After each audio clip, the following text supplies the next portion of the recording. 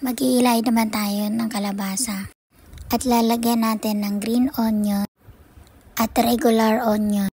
Lalagyan din natin ng oregano leaves. Saka nga guys, mag-a-add tayo ng 3 itlog. Ayan, lampas pa sa itlog ng mga mister nyo.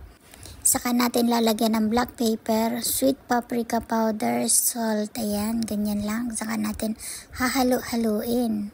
Ganyan, mekos-mekos lang. Lalagyan natin ng 2 spoon corn flour and 1 spoon baking powder. Pinagsama-sama na lang natin guys. Ganyan.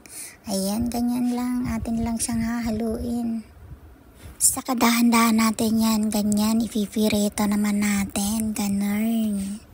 Ayan, ganyan lang guys. Pag nag-brown na, atin babaliktarin. Ayaw po mabaliktad. Mekos-mekos lang guys. Ganyan. Ayan, nag-brown na siya. Ganda na ng kulay. Pwede na natin hanguin.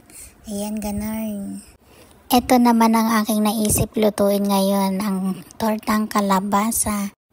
So, ayan guys. Nakapagluto na naman tayo. So, atin naman ngayon titikman kung anong lasa ng ating luto. Sarap. Ayan, ganyan lang guys. Kasimpleng magluto. Kain tayo guys. Thank you for watching.